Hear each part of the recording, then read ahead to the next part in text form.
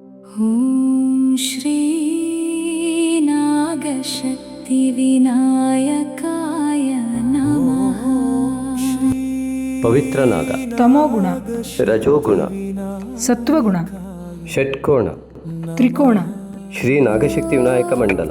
ಓಂ ಶ್ರೀ ನ ಗ ಶ ತಿ ವಿ ನ ಯ ಕ ಯ ನ. ಮಹ. ಓಂ ಶ್ರೀ ನಾಗಶಕ್ತಿ ವಿನಾಯಕಾಯ ನಮಃ. ಶ್ರೀ ನಾಗಶಕ್ತಿ ವಿನಾಯಕನ ಚರಣಾರವಿಂದಗಳಿಗೆ ನಮಿಸುತ್ತಾ ಈಗ ಈ ಮಾಸದ ಗ್ರಹಗತಿಗಳನ್ನು ನೋಡೋಣ. ನಮಸ್ತೆ ಮಿತ್ರರೇ, ಪರಾಭವ ಸಂವತ್ಸರದ ಶ್ರಾವಣ ಮಾಸಕ್ಕೆ ತಮಗೆಲ್ಲರಿಗೂ ಕೂಡ ಆತ್ಮೀಯ ಸ್ವಾಗತ. ವಿಶೇಷವಾಗಿ ತಮ್ಮನೇಲಲ್ಲಿ ನಾವೇನು ಹಾಕಿದ್ದೀವಿ ಅಂತಂದರೆ, ಈ ಯೋಗವನ್ನು ಪಡೆಯೋದಕ್ಕೆ ನಿಮಗೆ ಅರ್ಹತೆ ಇದೆಯಾ ಅಂತ. ಯಾಕೆ ಅಂತಂದರೆ, ಅನೇಕರು ಕಮೆಂಟ್ ಮಾಡಿ ಮತ್ತು ಅನೇಕ ಗೊಂದಲಮಯವಾದ ಮನಸ್ಸಿನಿಂದ ಪ್ರಶ್ನಿಸಿದ್ದಾರೆ ಕೂಡ. ಅದು ಸ್ವಾಭಾವಿಕ ಕೂಡ ಹೌದು.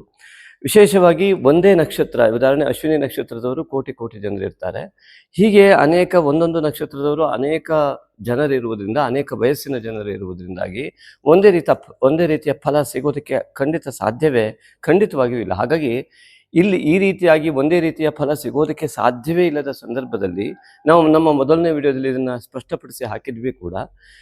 ಈ ಒಂದು ರೀತಿಯ ಫಲಗಳನ್ನು ಹೇಳುವ ಅಗತ್ಯ ಇದೆಯೇ ಅಂತ ಕೇಳಿದ್ರೆ, ಇದರೊಂದು ಸ್ಪಷ್ಟತೆಯನ್ನು ಕೊಟ್ಟು ಮುಂದುವರಿತೇನೆ ಮಿತ್ರರೇ. ಇಲ್ಲಿ ಮುಖ್ಯವಾಗಿ ಈ ಒಂದು ಮೇಷರಾಶಿಯಿಂದ ಮೀನರಾಶಿಯವರೆಗಿನ ಎಲ್ಲ ಗ್ರಹ ಸ್ಥಿತಿಗಳನ್ನು ನಾವು ಸೂಚಿಸ್ತಾ ಇದ್ದೀವಿ. ಅದರಿಂದ ಯಾವ ಯೋಗಗಳು ಸೃಷ್ಟಿಯಾಗಬಲ್ಲವು, ಅದನ್ನು ಪಡೆಯುವ ಯೋಗ್ಯತೆ ಯಾರ್ಯಾರಿಗಿದೆ ಅವರವರು ಅದನ್ನು ಪಡಿತಾರೆ. ಅದರಲ್ಲಿ ಯಾವ ಸಂದೇಹ ಕೂಡ ಇಲ್ಲ. ಅದರಿಂದಾಗಿ ನಿಮ್ಮ ಅರ್ಹತೆ ನಿಮಗೆ ಗೊತ್ತಿರ್ತದೆ, ಬಿಟ್ಟರೆ ನಮಗೆ ಗೊತ್ತಿರೋದಿಲ್ಲ. ದೇವರು ಮತ್ತು ನಿಮ್ಮ ಮಧ್ಯದ ಒಂದು ಕನೆಕ್ಷನ್ ಖಂಡಿತವಾಗಿ ಇನ್ನೊಬ್ಬ ವ್ಯಕ್ತಿಗೆ ಗೊತ್ತಿರೋದೇ ಇಲ್ಲ. ಆದ್ದರಿಂದಾಗಿ ಪೂರ್ವ ಜನ್ಮದ ಪಾಪಾಂಶ ಎಷ್ಟಿದೆ, ಪುಣ್ಯಾಂಶ ಎಷ್ಟಿದೆ ನಿಮಗೆ, ಅದು ಕೂಡ ನಮಗೆ ಗೊತ್ತಿರೋದಿಲ್ಲ. ಅದನ್ನು ನೀವು ಅವಲಂಬಿಸಿ ಈ ಜನ್ಮದಲ್ಲಿ ನಿಮ್ಮ ಕುಟುಂಬದಲ್ಲಿರುವ ದೋಷಾದಿಗಳ ಪ್ರಮಾಣ ಎಷ್ಟಿದೆ, ಪುಣ್ಯಾಂಶದ ಪ್ರಮಾಣ ಎಷ್ಟಿದೆ, ಅದನ್ನು ನಿಮಗೆ ಬಿಟ್ಟಿರುವಂಥದ್ದಾಗಿರುತ್ತೆ.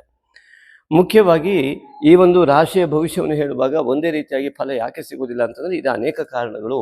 ಯಾವ ರೀತಿಯಾದ ಪ್ರತಿ ವ್ಯಕ್ತಿಯ ಕಾಲ, ಅವರ ಸಮಯ, ಅವರ ಸಂಸ್ಕಾರ, ಅವರ ಪ್ರಾದೇಶಿಕತೆ ಮತ್ತು ಅವರ ಅರ್ಹತೆಗಳು ಅಂದರೆ ಅವರ ವ್ಯಕ್ತಿತ್ವ. ಹಾಗಾಗಿ ಈ ವ್ಯಕ್ತಿತ್ವದಲ್ಲೇ ಬಿಂಬಿಸ್ತಕ್ಕಂಥದ್ದು ಪಾಪ ಫಲ ಪುಣ್ಯ ಫಲಗಳಾಗಿದ್ದರಿಂದ ಅದನ್ನು ಗ್ರಹಸ್ಥಿತಿಯಿಂದ ಸೂಚಿತವಾಗುವಂಥದ್ದು. ಅವರವರ ಜಾತಕದ ಮೇಲೆ ಅವಲಂಬಿತವಾಗಿ ಅವರ ಗುಣಾದಿಗಳು ವ್ಯತ್ಯಾಸ ಇರುವುದನ್ನು ನಾವು ಗಮನಿಸ್ತೇವೆ. ಕೋಟಿ ಜನರಿದ್ದರೆ ಕೋಟಿ ರೀತಿಯ ವ್ಯಕ್ತಿತ್ವವನ್ನು ನಾವು ಗಮನಿಸ್ತೇವೆ. ಹಾಗೆಯೇ ಫಲವೂ ಕೂಡ. ಅರ್ಥಾತ್ ಭೌಗೋಳಿಕವಾಗಿರ್ತಕ್ಕಂತಹ ಈ ಒಂದು ಗ್ರಹಸ್ಥಿತಿಗಳು ಎಷ್ಟೊಂದು ಯೋಗವನ್ನು ಸೂಚಿಸ್ತಾ ಇದೆ, ಭೌಗೋಳಿಕವಾದಂತಹ ವ್ಯವಸ್ಥೆಯನ್ನು ಸೂಚಿಸ್ತಾ ಇದೆ.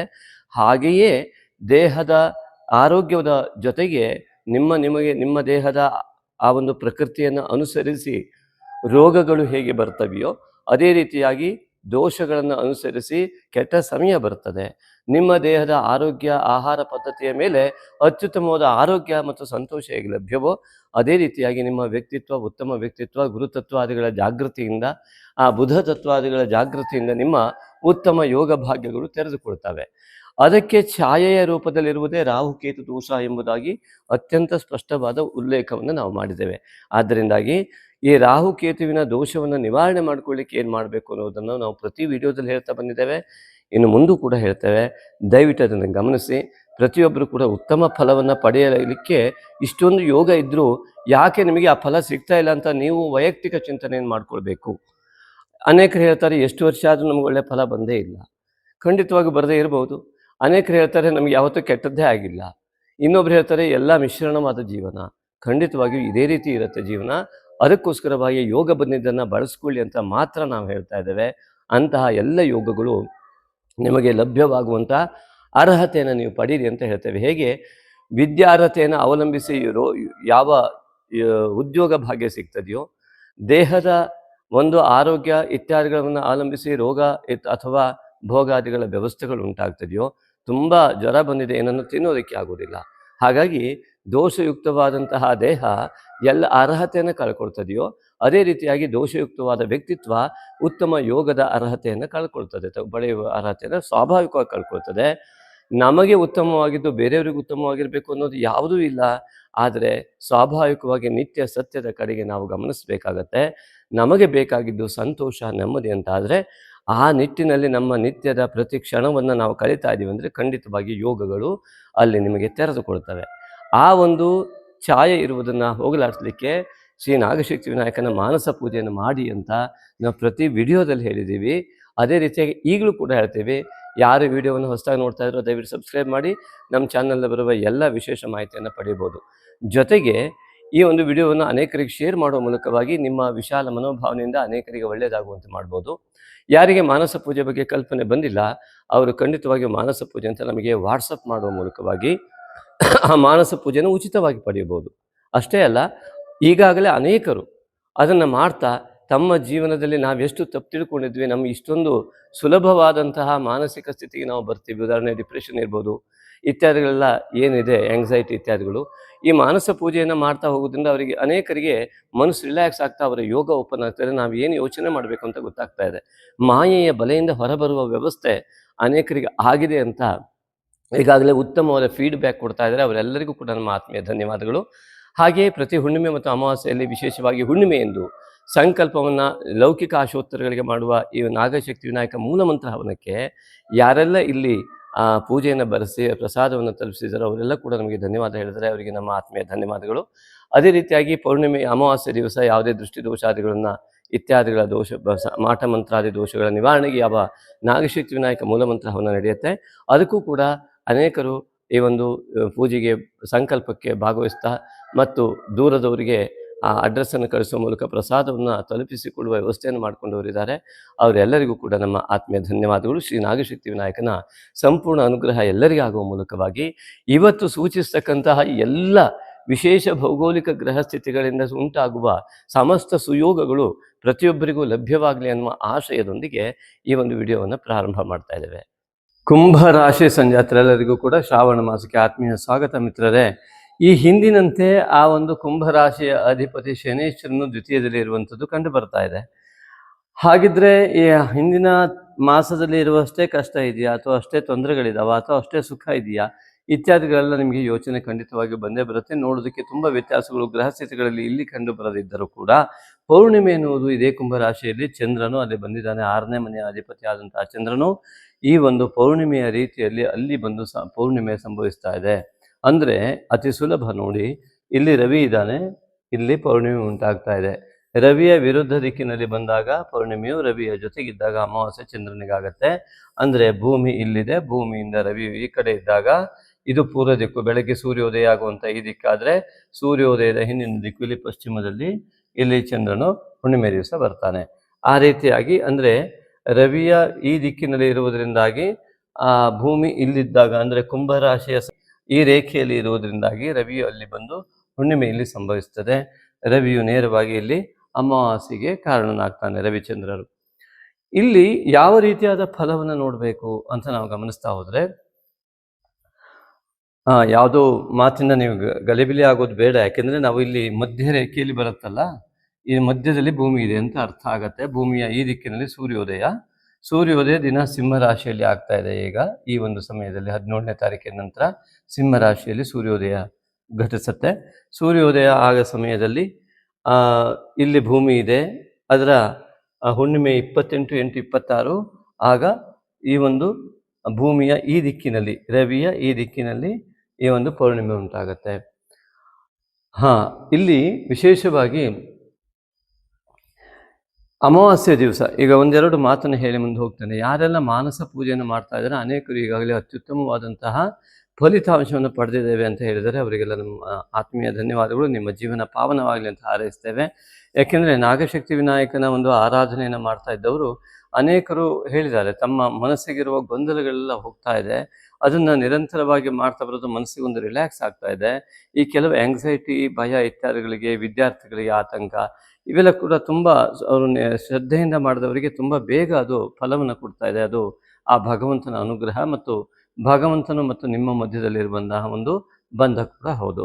ಅದೇ ರೀತಿಯಾಗಿ ಅನೇಕರು ಈ ಹುಣ್ಣಿಮೆ ಮತ್ತು ಅಮಾವಾಸ್ಯೆ ಎಂದು ಮಾಡುವ ನಾಗಶಕ್ತಿ ವಿನಾಯಕ ಮೂಲಮಂತ್ರ ಹವನಕ್ಕೂ ಕೂಡ ಇಲ್ಲಿ ಹೆಸರನ್ನು ಬರೆಸಿ ಪ್ರಸಾದ ಮನೆಗೆ ತಲುಪಿಸಿಕೊಳ್ಳುವಂತೆ ಮಾಡಿದ್ದಾರೆ. ಅವರಿಗೂ ಕೂಡ ಧನ್ಯವಾದ ಹೇಳ್ತಾ, ಯಾವುದೇ ರೀತಿಯಾದಂತಹ ದೋಷಗಳಿದ್ರೂ ಕೂಡ ನಿವಾರಣೆಗಾಗಿ ವಿಶೇಷವಾಗಿ ಪೌರ್ಣಿಮೆಯಂದು ನಿತ್ಯವೂ ನಾಗಶಕ್ತಿ ವಿನಾಯಕನ ಮಾನಸ ಪೂಜಾರಾಧನೆ ಮಾಡ್ತಾ, ನಂತರದಲ್ಲಿ ಪೌರ್ಣಿಮೆಯಂದು ನೀರನ್ನು ಅಭಿಮಂತ್ರಣ ಮಾಡಿ 1000 ಈಗ ಮಾನಸ ಪೂಜೆ, ತಾಯಿ ತಂದೆ ನಮಸ್ಕಾರ, ಗುರು ಪ್ರಾರ್ಥನೆ, ಮಾನಸ ಪೂಜೆ ಗಣಪತಿ ಇದನ್ನು ಮಾಡಿ ನಂತರದಲ್ಲಿ ಓಂ ಶ್ರೀ ನಾಗಶಕ್ತಿ ವಿನಾಯಕ ಎನ್ನುವಂತಹ 1000 ಜಪ ಮಾಡಿದರೆ 100ರಂತೆ 10,000 ಮಾಡಿದರೆ 1,000ದಂತೆ ನೀರಿಗೆ ಅಭಿಮಂತ್ರಣ ಮಾಡಿ ಅದನ್ನು ಕುಡಿಯುವಂಥದ್ದು. ಈಗಾಗಲೇ ಹೋಮದ ಭಸ್ಮ ಇತ್ಯಾದಿಗಳೆಲ್ಲ ಬಂದಿದ್ದರೆ ಯಾರ್ಯಾರು ಬರೆಸಿದ್ರೋ ಆ ಭಸ್ಮ ಅತ್ಯಂತ ವಿಶಿಷ್ಟವಾದ ಮೂಲ ಮಂತ್ರದಿಂದ ಹೋಮಿಸಿದ್ದಕ್ಕಾಗಿ ಶುದ್ಧ ಭಸ್ಮ ಆಗಿರುವುದರಿಂದಾಗಿ ಅದನ್ನು ಕೂಡ ಅಭಿಮಂತ್ರಣ ಮಾಡಿ 1 ಚುಟುಕಿ ಆ ನೀರಿಗೆ ಹಾಕ್ಕೊಳ್ಬೋದು, ಇಲ್ಲ ತಲೆಯ ಮೇಲೆ ನೆತ್ತಿಯ ಮೇಲೆ ಕೂಡ ಆ ಭಸ್ಮವನ್ನು ಹಾಕ್ಕೊಳ್ಬೋದು.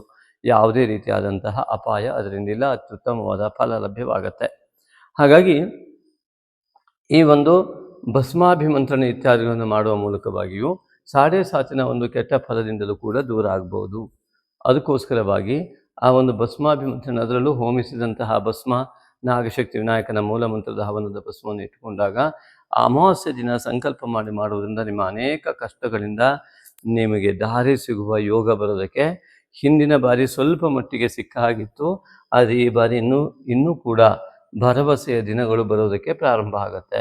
ಅಷ್ಟು ಸುಲಭ ಅಲ್ಲ, ಆದರೂ ಕೂಡ 2-3 ತಿಂಗಳು ಬೇಕು, ಸಹನೆ ಬೇಕು, ಬಹಳ ಎಚ್ಚರಿಕೆಯಿಂದ ವ್ಯವಹಾರ ಬೇಕು, ಮನಸ್ಥಿತಿ ಶಾಂತವಾಗಬೇಕು. ಟೆನ್ಷನ್ ಇತ್ಯಾದಿಗಳು, ಒತ್ತಡ ಇದೆಯಲ್ಲ, ಇದು ಒಳ್ಳೆಯದಲ್ವೇ ಅಲ್ಲ. ಹಾಗಾಗಿ ರಾಹು ಚಂದ್ರ ಬಂದಾಗ ಸಾಧನಾ ಯೋಗ ಆಗಬೇಕೇ ಹೊರತು ಒತ್ತಡದ ಯೋಗ ಆಗಬಾರ್ದು. ಅಲ್ಲಿ ಭವಿಷ್ಯದ ಬಗ್ಗೆ ಭಾರಿ ಚಿಂತನೆ ಮಾಡ್ತಾ ತಲೆ ಕೆಡಿಸ್ಕೊಳ್ಳೋದ್ರಲ್ಲಿ ಅರ್ಥವೇ ಇಲ್ಲ. ವರ್ತಮಾನ ಕಾಲವನ್ನು ಅತ್ಯಂತ ಸಂತೋಷಯುಕ್ತವಾಗಿ, ಅತ್ಯಂತ ಉತ್ಸಾಹಯುಕ್ತವಾಗಿ ಆ ಒಂದು ವರ್ತಮಾನ ಕಾಲವನ್ನು ನೀವು ಅನುಭವಿಸಿ. ಆಗ ಇದು ಸಂಪೂರ್ಣವಾಗಿ ಎಲ್ಲ ಕಷ್ಟಗಳಿಂದ ನೀವು ಹೊರಗೆ ಬರ್ತೀರಾ. ಹಾಗೆ ಕುಂಭರಾಶಿಯಿಂದ ದ್ವಿತೀಯದಲ್ಲಿ ಅಧಿಪತಿಯಾದಂತಹ ಷಷ್ಠದಲ್ಲಿ ಗುರು ಬಂದಿರುವುದರಿಂದ ಹಣಕಾಸಿನ ವ್ಯವಸ್ಥೆ ಅತ್ಯುತ್ತಮವಾಗಿ ಶನೇಶ್ವರ ಮತ್ತು ಗುರು ಇವೆರಡರ ಒಂದು ಪ್ರಾಬಲ್ಯತೆಯಿಂದ ಆಗುವಂಥ ಲಕ್ಷಣ. ಕುಟುಂಬದ ದೋಷಗಳನ್ನು ನಿವಾರಣೆ ಮಾಡುವಂಥ ಶಕ್ತಿಯು ಇದೇ ಗುರು ದೃಷ್ಟಿಯಲ್ಲಿರುವುದರಿಂದಾಗಿ ಅವನು ದ್ವಿತೀಯಾಧಿಪತಿ ಮತ್ತು ಏಕಾದಶಾಧಿಪತಿ ಅಂತ ಗುರು ಇರುವುದರಿಂದ ರಾಹುವಿನ ಕೆಟ್ಟ ಪ್ರಭಾವವನ್ನು ದೂರ ಮಾಡಿಕೊಂಡಂಥವರಿಗೆ ಗುರುವಿನ ಅನುಗ್ರಹ ಸಂಪೂರ್ಣವಾಗಿ ಆಗುವಂಥ ಯೋಗ ಇಲ್ಲಿದೆ. ರಾಶಿಯ ಅಧಿಪತಿ ಶನೇಶ್ವರನ ಮೇಲೆ ದ್ವಿತೀಯದಲ್ಲಿ ಆ ಗುರುವಿನ ದೃಷ್ಟಿ ಇರುವಂಥದ್ದು, 9ನೇ ಮನೆಯ ಭಾಗ್ಯದ ದೃಷ್ಟಿ ಇರುವಂಥದ್ದು, ಗುರುವಿನಿಂದ 9ನೇ ಸ್ವಸ್ಥಾನಕ್ಕೆ ದೃಷ್ಟಿ ಇರುವಂಥದ್ದು ಅತ್ಯಂತ ಬಲಯುತವಾಗಿಯೇ ಇದೆ. ಆದರೆ ರಾಹುವಿನ ಪ್ರಭಾವ, ಉದಾಹರಣೆ ದುಶ್ಚಟ ಇರ್ಬೋದು, ಅಥವಾ ಅಳೋದು, ಅಥವಾ ಭವಿಷ್ಯದ ಬಗ್ಗೆ ಅತಿಯಾದ ಚಿಂತನೆ ಮಾಡ್ತಾ ಇರೋದು, ಇವರಿಗೆಲ್ಲ ಈ ಭಾಗ್ಯ ಎಲ್ಲಿ ಕಂಡು ಬರ್ತದೆ? ಹಾಗಾಗಿ ಆ ಒಂದು ಭಾಗ್ಯವನ್ನು ಪಡೆಯೋದಕ್ಕೆ ಆ ವ್ಯಕ್ತಿತ್ವ ಸಂಪೂರ್ಣವಾಗಿ ಅದು ಸರಿಯಾದ ರೀತಿಯಲ್ಲಿ ಸಂಪೂರ್ಣ ಫಲ ಕೊಡೋದಕ್ಕೆ ಸಾಧ್ಯ ಇಲ್ಲ. ಏನೋ ಅಲ್ಪ ಸ್ವಲ್ಪ ಬರ್ಬೋದು, ಆದರೂ ಕೂಡ ಆ ಒಂದು ವ್ಯವಸ್ಥೆಯನ್ನು ರಾಹುವಿನ ಒಂದು ದುಷ್ಪ್ರಭಾವಕ್ಕೆ ಒಳಗಾಗದೇ ಇದ್ದರೆ ನಿಮಗೆ ಅತ್ಯಂತ ಉತ್ತಮವಾದ ಯೋಗ ಈ ಒಂದು ಶ್ರಾವಣ ಮಾಸದಲ್ಲಿ ಇದೆ. ಇನ್ನು ತೃತೀಯಾಧಿಪತಿ ಪಂಚಮದಲ್ಲಿ ಬಂದಿರುವುದು ಅಧ್ಯಯನ ಯೋಗ ಇತ್ಯಾದಿಗಳು ಮತ್ತು ಅಭಯಂಕರೇಂದ್ರಾಯ ನಮಃ ಎನ್ನುವಂತಹ ಮಂತ್ರವನ್ನು ನೀವು ಪಠನೆ ಮಾಡ್ತಾ ಬರೋದು ತುಂಬ ಒಳ್ಳೆಯದು ವಿದ್ಯಾರ್ಥಿಗಳು. ಹಾಗಾಗಿ ಇಲ್ಲಿ ಅತಿ ಶೀಘ್ರಕಾರಿ ಚಿಂತನೆ ಕೂಡ ಇರುವುದರಿಂದಾಗಿ ಮಾತುಕತೆಗಳು ಅತಿ ಶೀಘ್ರವಾಗಿ ಮುಂದೆ ಹೋಗುವಂಥ ಯೋಗಗಳಿದೆ. ಆದರೆ ಪಂಚಮದಲ್ಲಿ ಕುಜ ಬಂದಾಗ ನಿಮ್ಮ ಜ್ಞಾನ ಎಲ್ಲಿಂದೆಲ್ಲ ತೆರೆದುಕೊಂಡು ಬೇಗ ನಿರ್ಧಾರವನ್ನು ತೆಗೆದುಕೊಳ್ಳುವಷ್ಟು ಅತಿ ಶೀಘ್ರದ ಒಂದು ವೇಗದಲ್ಲಿ ಇರುತ್ತೆ. ಆದರೆ ಸಹನೆ ಕೂಡ ಬೇಕಾಗತ್ತೆ, ಸಿಟ್ಟು ಮಾಡ್ದೇ ಮಾತುಗಳನ್ನಾಡಬೇಕಾಗತ್ತೆ.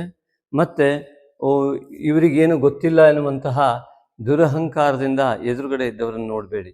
ನಿಮಗಿಂತ ಅವರು ಬುದ್ಧಿವಂತರಾಗಿರ್ಬೋದು, ಸುಮ್ಮನೆ ಇರ್ಬೋದು. ಹಾಗಾಗಿ ನನಗೆ ಎಲ್ಲ ಬರ್ತದೆ ಎನ್ನುವಂತಹ ಅಹಂಕಾರ ಕೂಡ ನಿಮಗೆ ಬರಬಾರ್ದು. ಆಗ ಈ ಕುಜನಿಂದ ಒಳ್ಳೆಯ ಫಲ ಖಂಡಿತವಾಗಿ ಲಭ್ಯ ಆಗತ್ತೆ. ಹಾಗಾಗಿ ನಿಮ್ಮ ಜ್ಞಾನ ನಿಮ್ಮ ಜೀವನಕ್ಕೆ ಯೋಗ್ಯವಾದ ಚಿಂತನೆ ಮತ್ತು ನಿರ್ಧಾರಗಳನ್ನು ಕೊಡುವ ಸಾಮರ್ಥ್ಯವನ್ನು ಅತಿ ಶೀಘ್ರದ ಬೆಳವಣಿಗೆಗೆ ಇದು ಕಾರಣ ಕೂಡ ಆಗತ್ತೆ. ಇನ್ನು ತೃತೀಯದ ಅಧಿಪತಿಯಾಗಿ ಚತುರ್ಥದ ಅಧಿಪತಿಯಾಗಿರುವಂತಹ ಶುಕ್ರ ಇಲ್ಲಿ ಭಾಗ್ಯದಿಂದ ದಶಮಕ್ಕೆ ಸ್ವಸ್ಥಾನಕ್ಕೆ ಬರ್ತಾ ಇದ್ದಾನೆ ನೀಚ ಸ್ಥಾನದಿಂದ. ಹಾಗಾಗಿ ಉದ್ಯೋಗಾದಿಗಳಲ್ಲಿ ಅತ್ಯುತ್ತಮವಾದ ಯೋಗಗಳು ಸೆಪ್ಟೆಂಬರ್ 2 ನಂತರ ಅತ್ಯುತ್ತಮವಾಗಿ ಕಂಡು ಬರ್ತಾ ಇದೆ. ಹಾಗಾಗಿ ಆ ಶುಕ್ರನು ಆ ಚತುರ್ಥಾಧಿಪತಿಯಾಗಿ ದಶಮಕ್ಕೆ ಬರ್ತಾ ಇರೋದು ನಿಮ್ಮ ಮನಸ್ಸಿಗೆ ಹಿತವಾಗುವ ಉದ್ಯೋಗ ಮತ್ತು ಸಂಪಾದನೆ ಎರಡೂ ಕೊಡುವಂಥದ್ದು. ಮತ್ತು ಆರೋಗ್ಯದ ಕಡೆಯೂ ಕೂಡ ತುಂಬ ಒಳ್ಳೆಯ ಲಕ್ಷಣಗಳು ಕಂಡು ಬರುತ್ತೆ. ಆರೋಗ್ಯದ ಕಡೆ ಕೆಲವರಿಗೆ ತುಂಬ ಸಮಸ್ಯೆ ಕೂಡ ಇರ್ಬೋದು. ಆಹಾರ ಸರಿ ತೆಗೆದುಕೊಳ್ಳಿ, ಅದು ತುಂಬ ಮುಖ್ಯ ಆಗುತ್ತೆ. ಇನ್ನು ಇಲ್ಲಿಂದ 6ನೇ ಮನೆಯಲ್ಲಿ ಗುರು ಅಸ್ಥಾನದಲ್ಲಿ ಉಚ್ಚನಾಗಿರುವುದರಿಂದ ಗುರು ದೃಷ್ಟಿ ಇದೆ. ಆದರೆ ಗುರುವಿಗೆ ನೀವು ಪ್ರಾಧಾನ್ಯತೆಯನ್ನು ಕೊಡದೇ ಇದ್ದರೆ ಅಸ್ಥಾನ ಆಯಿತು, ಕೋಟಿಗಟ್ಟಲೆ ದುಡ್ಡಿದೆ, ಆದರೆ ಫಿಕ್ಸೆಡ್ ಆಗಿದೆ, ತೆಗೆಯೋದಕ್ಕೆ ಬರೋದಿಲ್ಲ ಅನ್ನೋ ಥರ ಇದ್ದಾಗ ಸಮಸ್ಯೆ ಏನಾಗುತ್ತೆ ಅಂತ ಕೇಳಿದರೆ, ಇಲ್ಲಿ ನಿಮಗೆ ಪುಣ್ಯಾಂಶ ಇದೆ, ನಿಮಗೆ ದೇವರು ಕೊಟ್ಟಂತಹ ದೇಹದ ಭಾಗಗಳೆಲ್ಲ ಸರಿ ಇದ್ದಾವೆ, ಹಾಗೆಯೇ ಯೋಚನೆ ಮಾಡುವ ಶಕ್ತಿ ಕೊಟ್ಟಿದ್ದಾನೆ. ಆದರೆ ನಾವಾಗೇ ಹಾಳು ಮಾಡ್ಕೊಳ್ತಾ ಹೋದರೆ ಅದು ದೋಷಯುಕ್ತವಾಗಿ ಹೋಗುತ್ತೆ. ಅದೇ ಅಸ್ಥಾನ. ಇದ್ದು ಕೂಡ ಉಪಯೋಗವಾಗದೇ ಇರುವಂಥದ್ದು ಅಸ್ಥಾನ. ನಮಗಿರುವಂತಹ ಬುದ್ಧಿಮತ್ತೆ, ಜ್ಞಾನ, ಸಂಸ್ಕಾರ ಇದೆ, ಅದು ಉಪಯೋಗಕ್ಕೆ ಬರದೇ ಇರುವ ಹಾಗಿದ್ರೆ ಅದಕ್ಕೇನು ಪ್ರಯೋಜನ ಇದೆ? ಹಾಗಾಗಿಯೇ ಗುರುತತ್ವ ಜಾಗೃತಿ ಆಗಲೇಬೇಕು. ಆಗ ಇಲ್ಲಿ ಅತ್ಯುತ್ತಮವಾದ ಫಲ ಕುಂಭರಾಶಿಯವರಿಗೆ ಲಭ್ಯವಾಗತ್ತೆ. ಗುರುಬಲ ಇಲ್ಲದೆ ಇದ್ದವರು ಏನು ಮಾಡಬೇಕು ಅಂತ ಒಂದು ವಿಡಿಯೋ ನಮ್ಮ ಪ್ಲೇಲಿಸ್ಟಿಗೆ ಹೋದರೆ ಉಪಯುಕ್ತ ಮಾಹಿತಿಯಲ್ಲಿ ಖಂಡಿತ ಇದೆ, ಅಷ್ಟನ್ನು ನೋಡಿ. ಇಂತಹ ಸಂದರ್ಭದಲ್ಲಿ ಉಚ್ಚನಾದ ಗುರು ಇದ್ದರೂ ಕೂಡ ಅಸ್ಥಾನದಲ್ಲಿ ಇದ್ದು ಬೇಕಾದಷ್ಟು ಬಂಗಾರ ಇದೆ, ಆದರೆ ಕೈಗೆ ಸಿಗದೇ ಇರೋ ರೀತಿಯಲ್ಲಿ ಕನ್ನಡಿ ಗಂಟಾಗಿದೆ ಅಂದರೆ ದಯವಿಟ್ಟು ಆ ವಿಡಿಯೋವನ್ನು ಕೂಡ ನೋಡಿ. ಗುರುವಿನ ಒಂದು ಸಂಪೂರ್ಣತೆಯ ದೃಷ್ಟಿಯಿಂದ ಇಲ್ಲಿ ದ್ವಿತೀಯಕ್ಕಿದೆ, ಲಗ್ನಕ್ಕಿಲ್ಲ, ರಾಶಿಗಿಲ್ಲ, ಆದರೆ ರಾಶಿ ಅಧಿಪತಿಗಿದೆ. ಅಂದರೆ ಆ ಯೋಗವನ್ನು ಪಡೆಯುವುದನ್ನು ಸಂಪೂರ್ಣವಾಗಿ ಶನೈಶ್ವರನು ನಿಮಗೆ ನೀಡ್ತಾನೆ. ಹಾಗಾಗಿ ಅದರ ಬಗ್ಗೆ ಹೆಚ್ಚಿನ ಗಮನ ಕೊಡಿ. ಗುರುತತ್ವ ಜಾಗೃತಿಗಾಗಿ ಗುರು ಹಿರಿಯರ ಮಾರ್ಗದರ್ಶನ ಪಡೆದೇ ಮುಂದೆ ಹೋಗಿ ಎಲ್ಲ ವಿಚಾರಕ್ಕೆ. ಇನ್ನು ಸಪ್ತಮದಲ್ಲಿ ರವಿಕೇತು ಬುಧ ಇರುವುದರಿಂದಾಗಿ ಗಂಡ ಹೆಂಡತಿಯರಲ್ಲಿ ಸಾಮರಸ್ಯತೆಗೆ ತೊಂದರೆ ಆಗುವ ಲಕ್ಷಣಗಳು ಒಂದಿಷ್ಟಿದ್ದರೆ, ಇಬ್ಬರು ಅಧ್ಯಾತ್ಮ ಜೀವಿಗಳಾದರೆ ಇಬ್ಬರು ಅಧ್ಯಾತ್ಮದ ಚಿಂತನೆಯಲ್ಲಿ ಅತ್ಯಂತ ಉನ್ನತ ಸಾಧನೆಯನ್ನು ಮಾಡ್ಬೋದು.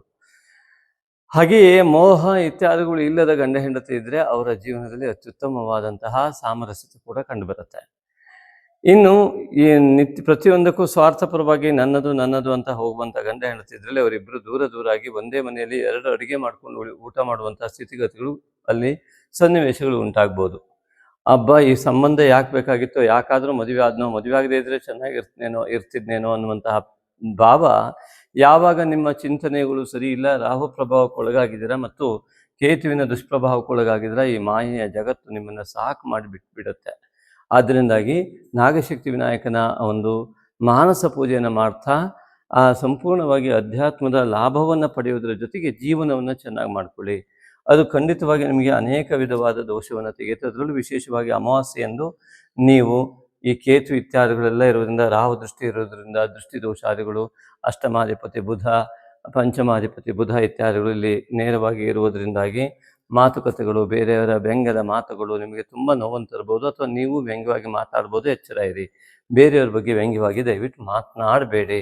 ಹಾಗಾಗಿ ಗಂಡ ಹೆಂಡತಿಯರ ಮಧ್ಯದಲ್ಲಿ ಹಳೆಯ ವಿಷಯಗಳನ್ನು ತೆಗೆದುಕೊಂಡು ಮಾತಾಡೋದು, ಮತ್ತು ಪದೇ ಚುಚ್ಚಿ ಮಾತನಾಡುವಂಥದ್ದು ಇತ್ಯಾದಿಗಳು, ಸಣ್ಣ ವಿಷಯಕ್ಕೆ ಜಗಳ ತಗೊಳ್ಳೋದು ಇತ್ಯಾದಿಗಳೆಲ್ಲ ಮಾಡ್ತಾ ಹೋದರೆ ಇಲ್ಲಿ ಭಾರಿ ಸಮಸ್ಯೆಯನ್ನು, ಅಂದರೆ ಒಳ್ಳೆಯ ದಿನಗಳಲ್ಲದ ದಿನವನ್ನು ಕಳಿಬೇಕಾಗತ್ತೆ ಅಷ್ಟೇ. ಹಾಗೆ ಅದಕ್ಕೆ ಅವಕಾಶ ಕೊಡಬೇಡಿ. ಆ ಅತ್ಯುತ್ತಮವಾದಂತಹ ಮಾತುಕತೆಗಳು ಅಧ್ಯಾತ್ಮ ಚಿಂತನೆಯಲ್ಲಿ ಏನೋ ಒಂದು ತಪ್ಪಾಯಿತು, ಏನೇ ಇರಲಿ, ಅದು ಎಲ್ಲ ದೈವೇಚ್ಛಂತೆ ಆಗ್ತಾ ಇದೆ ಅಂತ ತಿಳ್ಕೊಂಡು ಇಬ್ಬರೂ ಕೂಡ ಒಂದು ನಂಬಿಕೆಯ ಮುಂದೆ ಹೆಜ್ಜೆಯನ್ನು ಇಡಬೇಕು. ಆಗ ಪಾರ್ಟ್ನರ್ ಉದ್ಯೋಗದಲ್ಲೂ ಕೂಡ ತೊಂದರೆ ಆಗೋದಿಲ್ಲ, ಇಲ್ಲ ಎಲ್ಲ ಕಡೆ ಸಮಸ್ಯೆಗಳಾಗ್ತಾ ಹೋಗ್ತವೆ. ಆದ್ದರಿಂದ ಇಲ್ಲಿ ಅಷ್ಟಮಕ್ಕೆ ಬುಧ ಅಲ್ಲಿ ಪ್ರವೇಶ ಮಾಡ್ತಾ ಇದ್ದಾನೆ. ಹಾಗಾಗಿ ಮಾತನಾಡುವಾಗ ಭಾಳ ಎಚ್ಚರಿಕೆ ಬೇಕು, ಮಾತಿನಲ್ಲಿ ತುಂಬ ಎಚ್ಚರಿಕೆ ಬೇಕು ಅನ್ನೋದು ಇಲ್ಲಿ ಕಂಡು ಬರುತ್ತೆ. ದಶಮದ ಕುಜ ಇಲ್ಲಿ ಪಂಚಮದಲ್ಲಿ ಬಂದಿರೋದ್ರಿಂದ ನಿಮ್ಮ ವಿದ್ಯೆ ಮತ್ತು ಉದ್ಯೋಗ ಅಲ್ಲಿ ಗುರು ದೃಷ್ಟಿಯು ಕೂಡ ಈ ದಶಮಕ್ಕೆ ಇರುವುದರಿಂದ ಅತ್ಯುತ್ತಮವಾದ ಯೋಗ ಕಂಡು ಬರುತ್ತೆ. ನೋಡಿ, ವ್ಯಯಕ್ಕೂ ಕೂಡ ಗುರುವಿನ ದೃಷ್ಟಿ ಇರೋದ್ರಿಂದ ಕಳ್ಕೊಳ್ಳೋದೇನಿಲ್ಲ, ಇನ್ನೇನಾದರೂ ಪಡಿಬೇಕು ಅಂಥ ಯೋಗ ಕೂಡ ಇಲ್ಲಿದೆ. ಅದರಿಂದ ಕಳೆದಿದ್ದು ಮತ್ತೆ ಬರುವ ಯೋಗ ಕೂಡ ಇದೆ. ಆ ಒಂದು ಯೋಗವನ್ನು ಸದುಪಯೋಗ ಮಾಡ್ಕೊಳ್ಳಿಕ್ಕೆ ಗುರುತತ್ವ ಜಾಗೃತ ಆಗಬೇಕು, ಗುರು ಜಪ ಇತ್ಯಾದಿಗಳು ಬೇಕಾಗತ್ತೆ. ಇನ್ನು ಏಕಾದಶದ ಅಧಿಪತಿಯೇ ಗುರುವಿನ ದೃಷ್ಟಿ ವ್ಯಯಕ್ಕೆ ಇರುವುದರಿಂದ ಲಾಭಾಂಶಗಳಲ್ಲಿ ಕೊರತೆ ಆಗಿದ್ದನ್ನು ತುಂಬಿಕೊಡುವ ಕೆಲಸ ಗುರುವಿನ ಪ್ರಭಾವವುಳ್ಳಂಥ ವ್ಯಕ್ತಿಗಳಿಗೆ ಅತಿ ಸುಲಭವಾಗಿ ಲಭ್ಯ ಆಗುತ್ತೆ. ಈ ಒಂದು ವಿಡಿಯೋವನ್ನು ನೋಡ್ತಾ ಇದ್ದವರು ಎಲ್ಲರಿಗೂ ಕೂಡ ಈ ನಾಗಶಕ್ತಿ ವಿನಾಯಕನ ಸಂಪೂರ್ಣ ಅನುಗ್ರಹ ಉಂಟಾಗಲಿ ಅಂತ ಹೇಳ್ತಾ, ಈ ಮುಂದಿನ ಒಂದು ಕ್ಲಿಪ್ಪನ್ನು ನೋಡೋದನ್ನು ಯಾವುದೇ ಕಾರಣಕ್ಕೂ ಮರಿಬೇಡಿ. ಹಾಗೆ ಶೇರ್ ಆ್ಯಂಡ್ ಸಬ್ಸ್ಕ್ರೈಬ್ ಮಾಡೋದನ್ನು ಕೂಡ ಯಾವ ಕಾರಣಕ್ಕೂ ಮರಿಬೇಡಿ. ಓಂ ಶ್ರೀ ನಾಗಶಕ್ತಿ ವಿನಾಯಕಾಯ ನಮಃ. ಶ್ರೀ ನಾಗಶಕ್ತಿ ವಿನಾಯಕನ ಈ ಒಂದು ವಿಗ್ರಹವನ್ನು ನೋಡಿದಾಗ ಅಲ್ಲಿ ಪವಿತ್ರದ ಆಕಾರದಲ್ಲಿ ಯಜ್ಞೋಪವೀತವು ಬಂಧಿಸಲ್ಪಟ್ಟಿದ್ದು, ಯಜ್ಞೋಪವೀತ ಒಂದು ದೀರ್ಘವೃತ್ತ ಆಕಾರದಲ್ಲಿ ಗಣಪತಿಯ ಹೊಟ್ಟೆಯನ್ನು ಸುತ್ತಿರುವಂಥದ್ದು. ಕೈಯಲ್ಲಿ ಭಿಕ್ಷಾಪಾತ್ರೆ ಅಂತಂದರೆ ಉಪನಯನದ ಸಮಯದಲ್ಲಿ ಉಪನಯನದ ಒಟುವಾಗಿರುವ ಆ ಭಿಕ್ಷೆಯನ್ನು ಹಿಡಿದುಕೊಂಡಿರುವಂತಹ, ಒಂದು ಕೈಯಲ್ಲಿ ಮಕ್ಕಳಿಗಾಗಿ ಲಡ್ಡುವನ್ನು ಹಿಡ್ಕೊಂಡಿರುವಂತಹ ಆ ಒಂದು ಅದ್ಭುತವಾದಂತಹ ಆ ಒಂದು ಗಣಪತಿಯ ವಿಗ್ರಹ. ಹಾಗೆಯೇ ಇಲ್ಲಿ ಗಣಪತಿಯ ಮಂಡಲವನ್ನು ನಾವು ನೋಡ್ತಾ ಹೋದರೆ, ನಾಗಶಕ್ತಿ ವಿನಾಯಕನ ವಿಶಿಷ್ಟವಾದ ಗಣಪತಿ ಮಂಡಲ. ಸಾಮಾನ್ಯವಾಗಿ ಗಣಪತಿ ಪೂಜೆಗೆ ಗಣಪತಿ ಮಂಡಲ ಇರುತ್ತೆ. ಒಂದು ಗಣಪತಿಯ ಮೂರ್ತಿ ಅಂತಂದರೆ ಗಣಪತಿಯ ಜೊತೆ ನಾಗ ಕೂಡ ಇರುವಂಥದ್ದು ಪ್ರತಿಯೊಂದು ಗಣಪತಿಯಲ್ಲಿ ಕಂಡುಬರುವ ಸತ್ಯ. ಅದರಲ್ಲೂ ಓಂ ನಾಗ ಯಜ್ಞೋಪವೀತಿನೇ ನಮಃ ಎನ್ನುವ ಅಷ್ಟೋತ್ತರದಲ್ಲಿ ಬರುವಂತಹ ಈ ನಾಗಶಕ್ತಿ ವಿನಾಯಕನ ಒಂದು ವೈಶಿಷ್ಟ್ಯತೆ, ಅದಕ್ಕೆ ತಕ್ಕಂತಹ ಮಂಡಲ, ಅದರ ಮೂಲ ಮಂತ್ರಕ್ಕೆ ತಕ್ಕಂತಹ ಮಂಡಲ ಏನಿದೆ, ಇದು ಅದ್ಭುತವಾದಂಥದ್ದು. ಈಗಾಗಲೇ ಹೇಳಿದಂತೆ ಸತ್ವ ರಜತಮೋ ಗುಣಯುಕ್ತವಾಗಿ ತ್ರಿಕೋಣ ಮತ್ತು ಷಟ್ಕೋಣಗಳಿಂದ ಕೂಡಿದಂತಹ ಗಣಪತಿಯ ಮಂಡಲ, ಜೊತೆಗೆ ಒಂದು ನಾಗ. ಆ ನಾಗ ಆ ತಲೆಯ ಭಾಗದಲ್ಲಿದ್ದು ಓಂಕಾರವನ್ನು ಚಿತ್ರಿಸಿದಂತೆ ಕಾಣುವಂಥ ಅದರ ಬಾಲದ ರೂಪವು ಗಣಪತಿ ಕುಳಿತಂತೆ ಕಾಣುವಂತಹ ಮಂಡಲ. ಅದೇ ರೀತಿಯಾಗಿ ಆ ನಾಗನ ಪವಿತ್ರ ಎನ್ನುವಂಥದ್ದು ಪದ್ಮಾಸನದಂತೆ ಗೋಚರವಾಗ್ತಾ ಧ್ಯಾನಕ್ಕೆ ಕುಳಿತಂಥ ಗಣಪತಿಯಂತೆ ಗೋಚರವಾಗುವಂತಹ ಮಂಡಲ ಆಗಿದೆ. ಇಲ್ಲಿ ಆ ವಿನಾಯಕ ಮತ್ತು ನಾಗನ ಎರಡರ ಒಂದು ಸಮ್ಮಿಲನ ಏನಿದೆ, ಧ್ಯಾನಾವಸ್ಥೆಯಲ್ಲಿ ಕುಳಿತಾಗ ಇದು ಮಾನಸ ಪೂಜೆ. ಆ ಪವಿತ್ರವು ಒಂದು ಪದ್ಮಾಸನದಂತೆ ಕಾಣ್ತಾ ಇದೆ. ಧ್ಯಾನಾವಸ್ಥೆಯಲ್ಲಿ ಕುಳಿತಂತಹ ಸಂದರ್ಭದಲ್ಲಿ ಚಕ್ರ ಧ್ಯಾನವನ್ನು ಸೂಚಿಸುವಂತಹ ಒಂದು ವಿಶಿಷ್ಟವಾದ ಮಂಡಲ. ತಲೆಯ ಭಾಗದಲ್ಲಿ ಸಹಸ್ರ ಫಣಿಯಾದಂತಹ ನಾಗ ಏನಿದ್ದಾನೆ ಅವನು ಸಹಸ್ರಾರು ಚಕ್ರವನ್ನು ಬಿಂಬಿಸ್ತಾ ಇದ್ದಾನೆ. ಅದೇ ರೀತಿಯಾಗಿ ಮೂಲಾಧಾರ ಚಕ್ರದ ಅಧಿಪತಿಯಾದಂತಹ ಮಹಾಗಣಪತಿಯ ಮಂಡಲವೇ ಚಕ್ರದ ಒಂದು ಸ್ಥಿತಿಯಲ್ಲಿ ಕಂಡು ಬರ್ತಕ್ಕಂಥದ್ದು. ಆದ್ದರಿಂದಾಗಿ ಮೂಲಾಧಾರ ಚಕ್ರಾದಿಗಳಿಂದ ಸಮಸ್ತ ವಿಧ ಚಕ್ರ ಧ್ಯಾನಗಳನ್ನು ಕೂಡ ಈ ಒಂದು ನಾಗಶಕ್ತಿ ವಿನಾಯಕನ ಮಾನಸ ಪೂಜೆಯನ್ನು ಮಾಡ್ತಾ ಬಂದಾಗಲೇ ಸಮಸ್ತ ಚಕ್ರಗಳು ಕೂಡ ಸಂಪೂರ್ಣ ಕ್ರಿಯಾಶೀಲವಾಗುವುದಕ್ಕೆ ಸಹಕಾರವಾಗುವಂಥದ್ದು.